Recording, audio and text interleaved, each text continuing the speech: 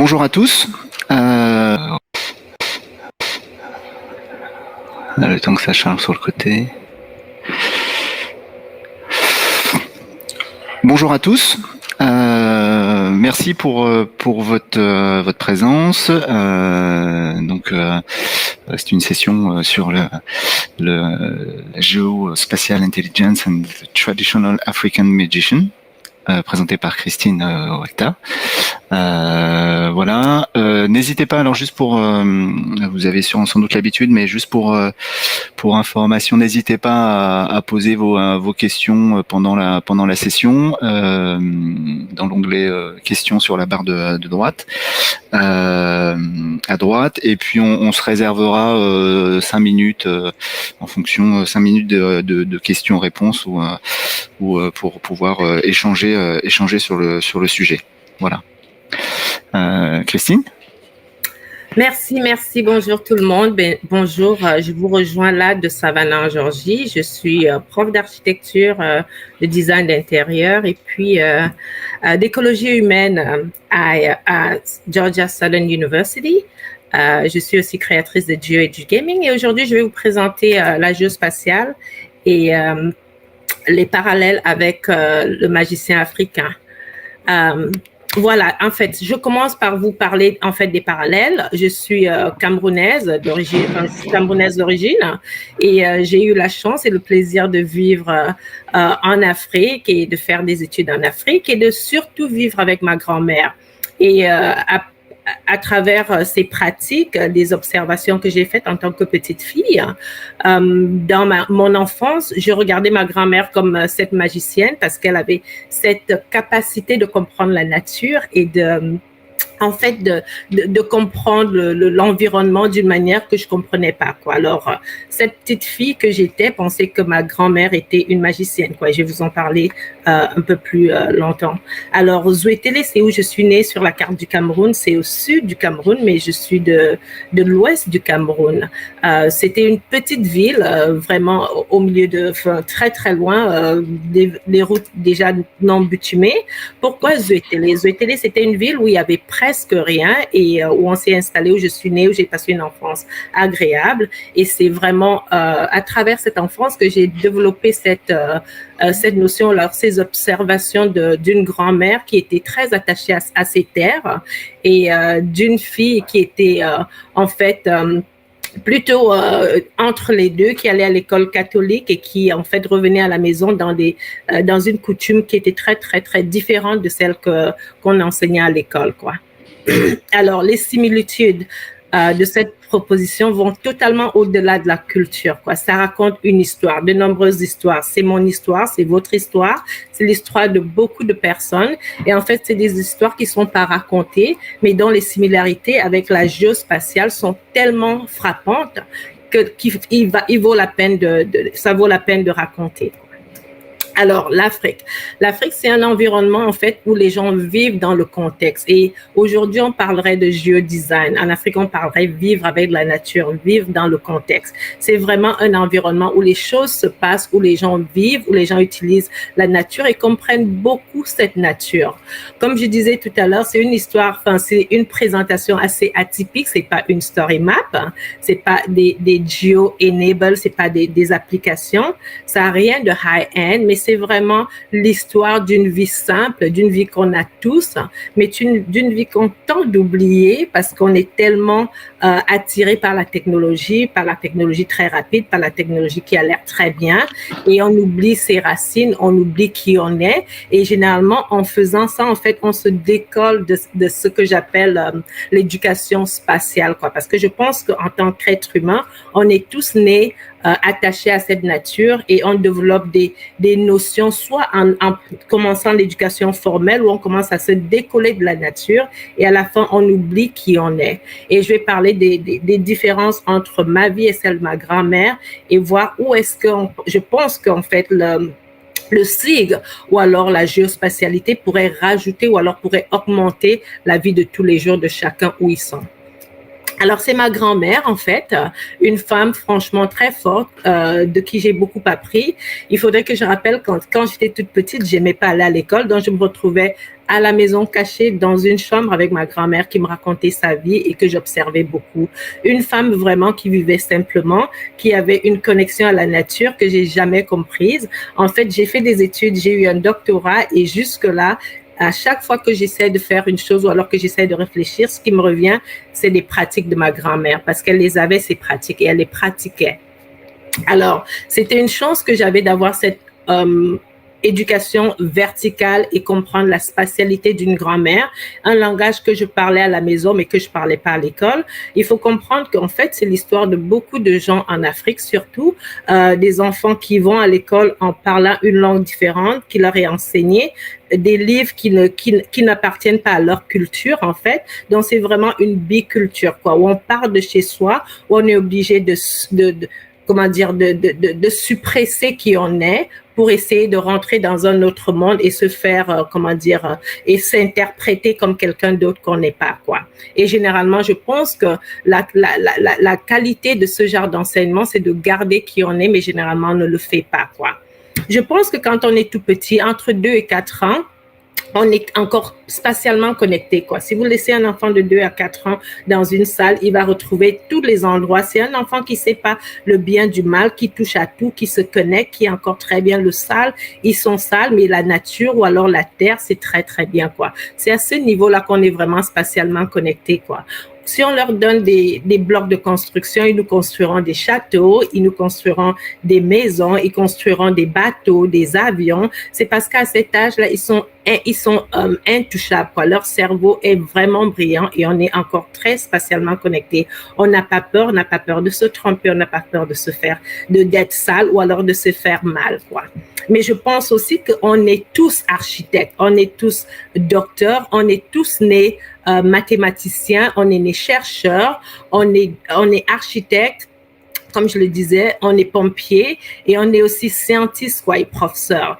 Je pense que c'est quand on commence cette éducation formelle qu'on commence à se décoller, où on nous apprend ce qu'il faut faire ou ce qu'il faut pas faire, on nous apprend ce qui est bien et ce qui est pas bien, on nous dit comment faire les choses, mais on ne sait pas pourquoi on les fait. Alors que quand on est jeune, en fait, quand on est plus jeune avant cette éducation formelle, hein, on rentre dans tout, en fait. On n'a pas le choix, on n'a pas de, comment dire, de manière de se dire, je veux pas faire ça, ça c'est pas bien. On touche à tout, quoi. On est explorant, on explore tout.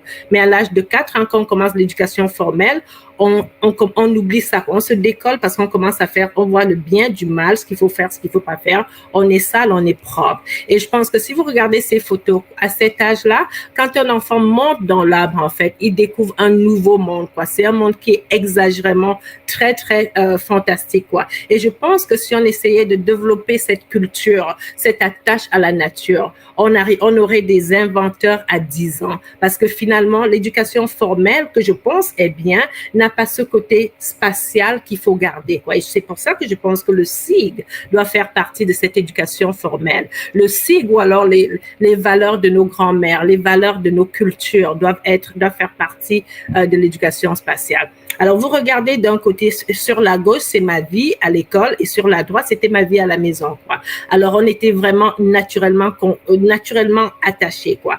On jouait dans la nature, on comprenait la nature, on l'apprenait, on l'utilisait, on comprenait que la nature était de notre côté, quoi. Alors, quand on se remet dans des cahiers ou alors dans des livres où on commence à apprendre ce qu'il faut faire, comment il faut le faire, mais on ne dit pas pourquoi il faut le faire. Alors, sur la droite, vous allez pourquoi on le fait, parce qu'on veut le faire, parce qu'on fait partie de la nature. Alors, sur la gauche, quand on sort de cette classe, on rentrera pas dans cet environnement ou alors dans cette scénerie de droite parce que c'est sale. Alors, c'est quand on commence à différencier comme ça qu'on arrive à se décoller à la nature, qu'on arrive à détruire ce qu'on a, ce avec quoi on est né, quoi.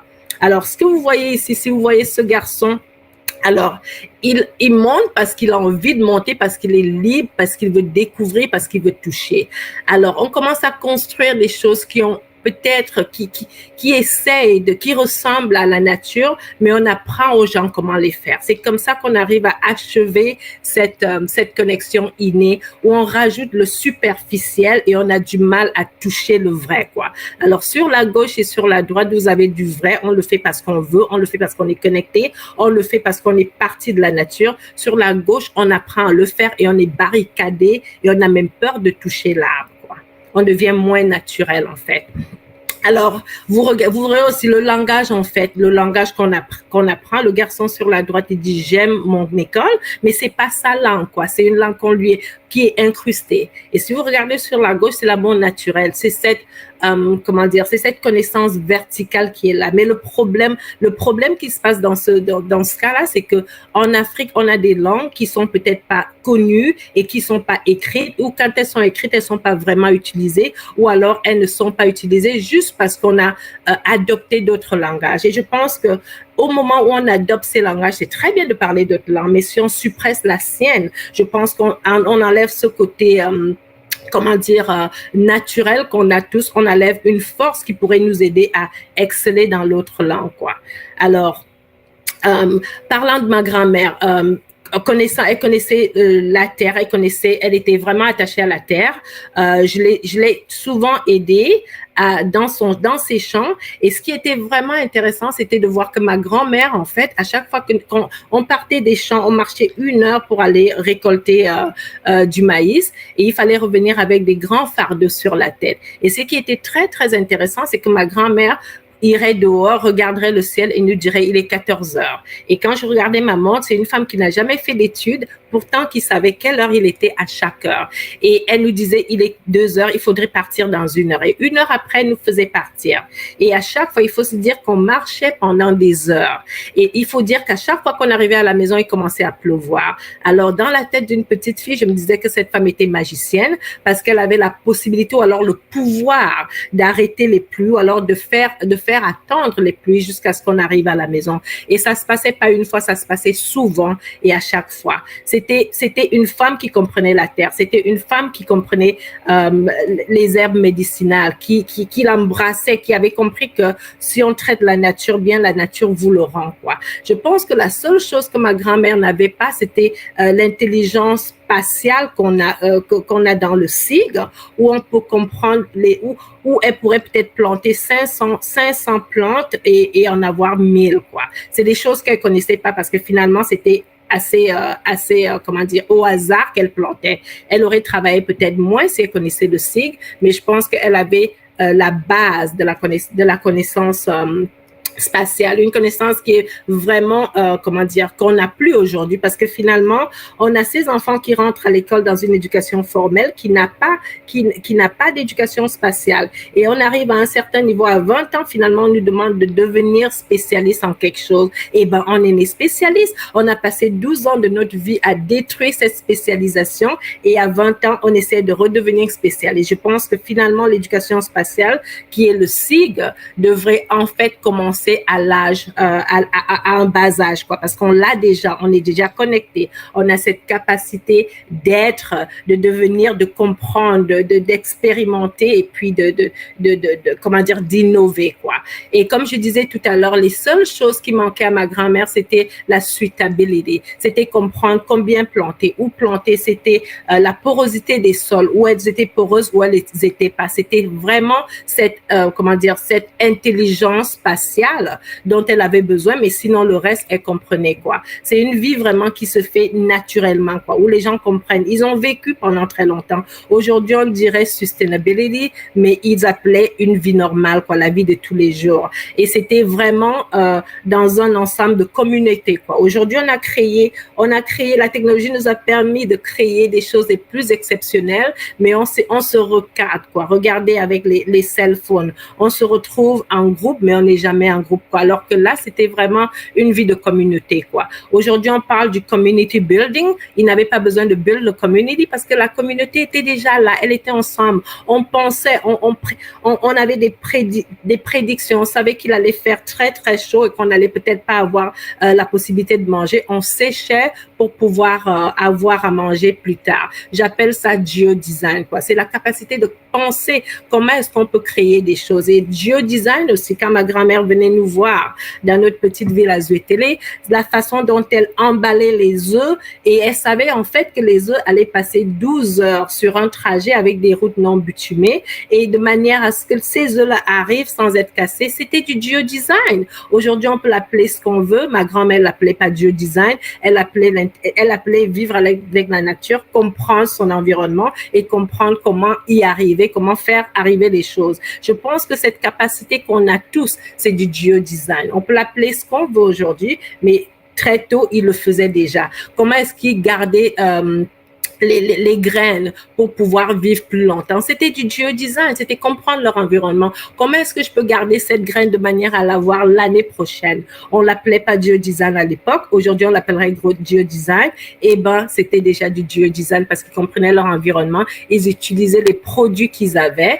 Et aujourd'hui, on parle de mesure, quoi. On a des manières de mesurer. On a des manières très, très innovantes de mesurer.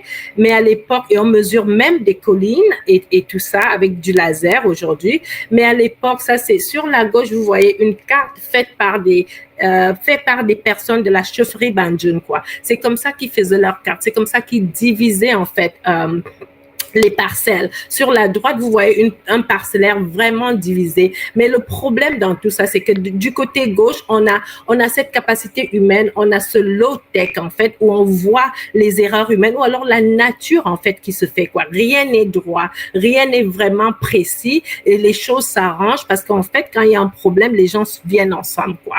Par contre, sur la gauche, vous voyez aussi, dans un problème comme ça, je veux dire, aujourd'hui, dans les temps modernes, en fait, si on a un problème parcellaire, eh ben, on se retrouve en justice. Alors que du temps de ma grand-mère, en fait, finalement, les limites de ces terrains, c'était par rapport à un arbre. Donc, c'était quelque chose qui était flexible, c'était pas important.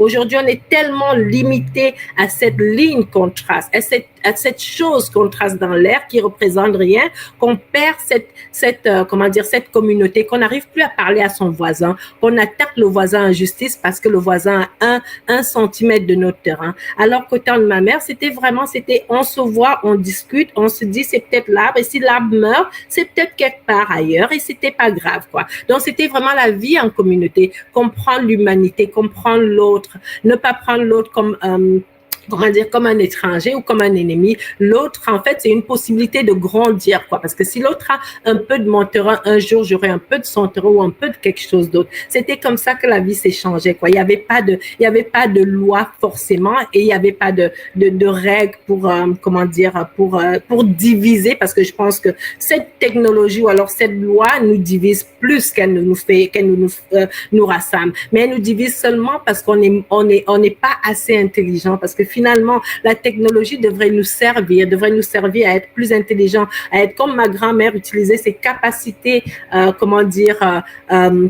humaine pour finalement exceller, quoi. Ça devrait augmenter notre cerveau plutôt que diviser notre cerveau. Et je pense que c'est ce qu'on n'arrive pas à faire avec la technologie. Les images que vous avez ici au milieu, vous avez un mètre pour mesurer. Moi, toute petite, cette petite fille ressemble à la petite fille que j'étais quand j'étais toute petite. Mais c'était ma grand-mère. Ma grand-mère, elle nous mettait des espèces de chaînes au cou. En fait, c'était pas des chaînes, c'est des beads, des wasted beads. Elle nous les mettait autour de la taille. C'était sa manière de savoir si on grandissait, quoi. J'en avais partout. Aujourd'hui, on utilise ça comme du design ou alors comme de la fashion. Mais à l'époque, c'était pour mesurer, c'était pour comprendre si l'enfant grandissait. Et c'est comme ça qu'on savait si un enfant était en bon état ou pas. Parce que chaque mois, on regardait et on essayait de le rajuster. Et c'était une manière de vivre. C'était une culture. C'était une façon pour elle, qui n'avait pas fait d'études, de comprendre si les enfants grandissaient. On n'avait pas de maître. Elle n'avait pas besoin de maître puisqu'elle savait pas le lire. Le maître n'a pas été créé par elle. Mais elle comprenait beaucoup les portions. Les herbes médicinales. Quand j'étais toute petite, je me rappelle jamais être allée à l'hôpital parce que ma grand-mère connaissait des médicaments pour tout. À chaque fois qu'on avait la fièvre, le lendemain, on se sentait bien parce qu'elle avait une herbe pour tout. Aujourd'hui, on a tellement de comprimés, on ne sait même pas d'où ils viennent et on se tue la vie parce qu'on ne comprend pas que la nature est là, la nature a commencé à être, la nature était déjà là. Alors, au moment où on se tourne contre la nature, on commence à devenir une société de fous, quoi. Et je pense que c'est ce qui se passe. Et puis, quelle heure est-il? Ma grand-mère, elle vous aurait donné l'heure à chaque heure de la journée sans avoir la montre. Cette dame n'a jamais fait d'études, pourtant elle connaissait l'heure parce que quand elle regardait la nature, elle pouvait le faire. On avait de l'eau très froide dans une température de 110 Fahrenheit en Afrique. Pourquoi? Parce qu'elle avait compris que les calebasses, les petites calebasses conservaient de l'eau et cette eau était tellement fraîche. J'avais jamais compris pourquoi cette eau était tellement fraîche que j'arrivais pas à la boire. Pourtant, c'était en Afrique, pourtant il y avait pas de frigidaire, mais c'est comme ça en fait c'est cette ingéniosité de l'homme qu'on a perdu un peu. C'est cette habilité de mettre un et un ensemble, de mettre des choses vraiment pas parfaites, mais de les comprendre, de les mettre par rapport à la nature, par rapport au fil, par rapport à qui on est, par rapport à l'espace dans lequel on vit. C'est de ça qu'on parle. Et en fait, cette idée de comprendre ou alors de contrôler l'environnement. Je me rappelle la première fois que je suis arrivée en France et que j'ai regardé la météo et que la météo disait des choses qui ne se passaient pas. Je me disais, mais ma grand-mère pourrait être la météorologiste parce qu'elle comprend vraiment la nature. Et c'était vraiment ça, quoi. Je pense que sans avoir fait d'études, elle pouvait prédire les choses. Avec des études, on a du mal à le faire. Alors, je pense que c'est justement parce que on n'a pas cette, cette intelligence spatiale, c'est parce qu'on s'est décollé tellement de notre spatialité qu'aujourd'hui on se retrouve à une technologie qu'on a créée mais qu'on ne comprend même pas. Alors, c'est vraiment du low-tech, quoi. Et dans mon village, au Cameroun, on travaillait avec des bambous. J'ai fait des études en architecture. Je suis allée en France. J'espérais faire une structure en bambou. À la fin de mon master, j'avais fait aucune structure en bambou. Pourtant, je savais qu'au pays, chez moi, il y avait des maisons en bambou. La maison de ma grand-mère était en bambou. C'était du bambou bien fait. C'était quelque chose fait par des villageois, fait là, vraiment exceptionnel. J'avais jamais compris pourquoi on pouvait faire toutes les surfaces étaient en bambou. J'avais pas compris pourquoi le bambou était si utilisé, mais à l'époque on pensait que c'était pour les pauvres. Pourtant aujourd'hui, on sait bien que le bambou c'est un matériau le plus durable, très très durable et qui pousse comme de l'herbe et finalement c'est devenu vraiment le matériau idéal, quoi. Pourtant, j'ai fait des études d'architecture et j'ai jamais fait de bambou. Regardez cet art, c'est l'art de la nature. Regardez les détails du plafond, regardez les détails de la colonnade, regardez tout ça, regardez cette habilité d'élever pour pas que les bêtes rentrent dans la maison. Ils étaient ingénieux, ils le comprenaient déjà. Ils n'appelaient pas ça geodesign. Pourtant, c'est du geodesign. Pourtant, c'est développé par rapport à sa nature, c'est développé par rapport à son environnement, c'est développé sans avoir à aller importer les choses d'ailleurs qu'on comprend pas. C'est utiliser ses capacités, c'est utiliser son intelligence humaine pour développer une architecture qui est vraiment humaine et qui rajoute à l'environnement, quoi, qui rend l'homme heureux et qui en même temps rend l'environnement plus vivable, quoi. Et aujourd'hui, on l'appelle geodesign. Oui, c'est bien, c'est fancy, mais je pense que le geodesign, en fait, c'est ces pratiques de ma grand-mère augmentées qui devraient revenir nous aider à devenir humains, à communiquer mieux avec notre environnement, à être plus à comprendre mieux notre voisin, à être moins sur nos téléphones portables. C'est imparfait, c'est incongru, c'est complexe, c'est pas attractif, c'est pas organisé, c'est poussiéreux, non raffiné, mais en-dessus de tout, en fait, gise un trésor intouché, quoi, un trésor qui a besoin d'être utilisé, un trésor qu'on a laissé très très longtemps. Et je pense que le SIG nous permet en fait de déblayer toute cette poussière, de rentrer là-dedans, de rentrer dans nous et regarder ce qu'on a pour pouvoir l'augmenter en fait, parce que le SIG, c'est une augmentation de nous, pas une à une réduction de qui on est. Et on regarde sur la droite, dans ces pays-là, on n'a pas besoin de salles pour faire du sport. On est dehors, on travaille, on fait des choses et on fait de l'exercice, quoi. On arrive dans cet environnement où on part de cet environnement où on est spatialement connecté, on se déconnecte petit à petit. Je pense qu'en tant qu'être humain aujourd'hui, on fait un grand travail pour se déconnecter, quoi. Alors, le magicien africain, que vous le sachiez ou non, c'est une histoire vraie, c'est une histoire que j'ai vécue. Au Cameroun, j'ai vu des magiciens. Je suis allée voir des charlatans parce que dans ce contexte-là, aujourd'hui, je le regarde avec un différent œil, mais aujourd'hui, finalement, je le regarde avec respect parce que c'est quelque chose qui marche. marche. C'est des personnes qui ont le pouvoir, en fait, de vous dire des choses ou alors des vérités. Vous croyez parce que vous êtes dans cet environnement et ça marche parce que vous y êtes. Et c'est des pratiques qui sont vraiment, qui sont bien, quoi, pour l'environnement. Ça marche. La question, c'est pas est-ce que c'est vrai.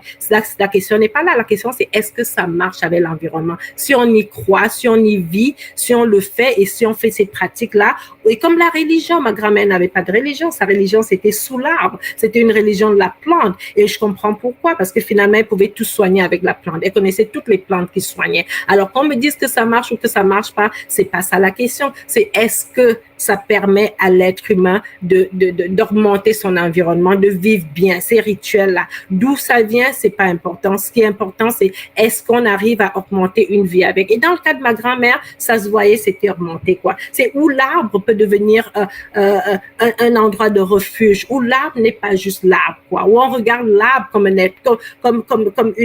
une partie très, très importante, quoi. Comme une part du puzzle. Et c'est ça dans ces rituels-là qui sont c'est ce qui est très, très intéressant dans ces rituels. Quand j'étais toute petite, j'avais des choses, il y avait des moments où j'étais allée chez des guérisseurs, en fait. Et les guérisseurs, ils vous donnent des choses à boire, ils vous donnent des mixtures à boire. J'en ai bu. Est-ce que c'était bon? C'était pas bon. Mais à l'époque, puisque j'y croyais, en fait, ça marchait, quoi. Ça marchait dans ma tête. Est-ce que ça marche aujourd'hui? Ça ne marche pas. Mais vous savez quoi? Je le regarde avec un grand respect parce qu'à l'époque, c'est une chose qui m'a permis de vivre. Regardez l'artisanat et même les chaises. Je pense que les chaises étaient faites juste comme, c'est de l'anthropométrisme, quoi. C'est en fait, comment est-ce qu'on peut s'asseoir? Comment est-ce qu'on crée quelque chose qui est bien pour l'environnement et qui est aussi bien pour l'être humain, où on est à l'aise quand on s'assoit. Regardez l'art, en fait, c'est toujours l'art humain. On s'inspire de l'être humain, on s'inspire de la nature, on s'inspire de tout et on reconnaît l'intérêt de la nature, l'intérêt de l'être humain. Les détails, c'est exceptionnel. C'est toujours l'homme, c'est cette valorisation de l'être, c'est cette valorisation de la nature, c'est tout dedans, quoi. Et finalement, ce qui est bien dans la géo, c'est que ça nous permet de voir l'invisible. Et je pense que la géo, en fait, la première fois que j'ai compris que j'ai fait une analyse en géospatiale. Alors, sur la gauche, je voyais une analyse des accidents dans une ville. Alors, en 2014. Alors, c'était les prédictions. J'avais fait des accidents en 2014 et j'ai fait des prédictions. De predictive analysis, ça m'a donné des parties sombres là où les accidents seraient capable d'arriver. Et en 2015, j'ai refait une analyse et on se rend compte que les accidents qui se sont passés en 2015 sont souvent sur les zones qui étaient prédites. Et à ce moment-là, c'est ce jour que je me suis dit, mais ma grand-mère, elle faisait ça déjà. Donc, c'est vraiment ça, cette magie africaine, cette possibilité de prédire, de comprendre la nature, de voir les choses qui sont pas visibles, de les prédire et de les faire, de la comprendre et de comprendre exactement comment est-ce que les choses peuvent se passer pour pouvoir vivre intelligemment. Et ben, c'est une vie que ma grand-mère avait, c'est une vie que beaucoup d'Africains ont, c'est une vie que beaucoup de cultures ont. Aujourd'hui, la géospatialité nous permet de comprendre la montée des eaux, de comprendre les zones de la ville qui vont être atteintes par qui vont être atteintes par la montée des eaux et ça nous permet finalement en fait de prévoir. Mais c'est cette prévision là que ma grand-mère avait, c'est cette capacité de prévoir là que ma grand-mère avait. Ça c'est en fait une animation qui a un peu de sea level rise, mais j'arrive pas à la faire marcher, mais c'est pas grave. Mais en fait, c'est ça, c'est de ça qu'on parle, quoi, quand on parle de géospatialité. Quand on regarde la montée des eaux, par exemple, où on comprend les zones dans une ville qui seront atteintes. C'est les choses qui me reviennent, c'est la vie de ma grand-mère. C'est cette femme qui comprenait, qui prévoyait, qui comprenait ce qui se passait et qui avait toujours raison. Et c'est justement ce qu'on fait aujourd'hui en géospatialité. Donc, je pense qu'en fait, cette idée de magicien africain qui est dans nous tous, qui est dans vos cultures, qui est dans vos arrière-grands-pères et grand-mères, des choses que vous avez vécues, mais peut-être des langages qu'on ne parle pas parce qu'elles sont peut-être pas raffinées, et ben c'est là qu'il faut retourner se ressourcer parce que c'est là la force humaine, c'est là notre différence. Parce que finalement, en géospatialité, on peut voir combien de temps on marche pour arriver quelque part. Et ben dans cette culture-là, on était connecté à la nature, on comprenait parce qu'on faisait partie de l'environnement. Alors ces dessins, en fait, ou alors ces cartes, c'est des cartes de suitability analysis. C'est vraiment un processus que ma grand-mère avait et qu'elle comprenait, quoi. Par exemple, les zones dans la ville qui sont les moins saines ou alors qui sont dangereuses, on les comprend tout de suite. Et ben, c'est des choses, c'est ce petit plus dont ma grand-mère avait besoin, en fait, pour pouvoir avoir la totalité ou alors la totalité de cette connaissance spatiale et comment dire et formelle et finalement ces choses sur les corps, j'en ai eu sur mon corps quand j'étais petite. À un moment j'avais honte de parler de cette idée, mais c'est ma culture et aujourd'hui je le regarde avec beaucoup de respect parce que ça voulait dire quelque chose. C'était tellement intéressant, c'était une vie différente, ça marchait dans le coup et ça marche pour ces gens-là. On peut pas les regarder et pas comprendre ou alors juger parce qu'on comprend pas le contexte, quoi. Juste qu'on peut pas regarder ceci et juger parce qu'on ne comprend pas. Si on ne comprend pas, c'est qu'on a perdu quelque chose, c'est qu'on a une opportunité de comprendre quelque chose. Et je pense que nos différences sont nos forces et que c'est par rapport à nos différences qu'on devrait, et en fait, on devrait se rapprocher des gens parce qu'ils sont différents de nous. Parce qu'en fait, ces divisions, finalement, c'est pas des divisions, c'est des opportunités qui nous permettent peut-être de devenir les meilleurs de nous, quoi. Parce que je pense que si quelqu'un est différent de moi, si je vais vers quelqu'un parce que à cause de sa différence, cette différence pourra faire de moi quelqu'un que j'aurais jamais pu être. Et on revient sur cette idée de mesurer qu'utilisait ma grand-mère, on revient sur cet artisanat, on revient sur cette vie d'enfant où quand on voit ces espèces de waist beads, on pense que c'est du design, mais c'est pas du design, c'est une manière, c'est une culture, c'est une pratique. Et finalement, ce que je pense, c'est que ce cerveau qui était celui de ma grand-mère et ce cerveau spatial, en fait, le cerveau spatial, c'est juste ce dont ma grand-mère avait besoin pour être une superwoman. Et c'était ça, sans des études, sans rien, parce que je pense qu'on est tous différents et notre différence, c'est vraiment la force qu'on a, quoi. Et s'il manque une partie du puzzle, on ne pourra jamais faire un monde parfait. Merci. Merci beaucoup, Christine. C'est de cette présentation très très inspirante. Vraiment, là, je sais pas si on a encore beaucoup de temps, mais en tout cas, mille merci. Hein, c'était vraiment passionnant, et on se rend compte effectivement dans votre présentation que finalement, il faut revenir aux bases. Il faut revenir aux bases et que finalement le côté géospatial n'est qu'un outil entre guillemets pour un peu optimiser ou tout ce que l'on a appris depuis des siècles et qui sont quelque part un peu innés dans la nature humaine finalement. Merci. Donc merci beaucoup. Alors je sais pas si on aura le temps pour des questions ou en tout cas moi je vous invite vraiment si vous avez apprécié à vous rapprocher de Christine, hein, au travers de la plateforme, d'échanger avec elle, et encore une fois vraiment félicitations, bravo, parce que c'est vraiment quelque chose de très inspirant par rapport à finalement cette communion qu'il peut y avoir entre la technologie, la nature humaine, les bases qu'on l'on apprend quand on est enfant, et cette capacité humaine qui est finalement formalisée par les outils géospatial et SIG. Merci tout le monde, merci beaucoup. Donc merci à vous, et puis encore une fois, hein, je vous invite à rentrer en contact avec Christine pour pouvoir prolonger l'échange si vous le souhaitez. Merci beaucoup, et à bientôt. Merci tout le monde, et puis écoutez, connectez-vous sur LinkedIn, j'y suis et puis je suis très active. Merci. Voilà, merci. Au revoir. Au revoir.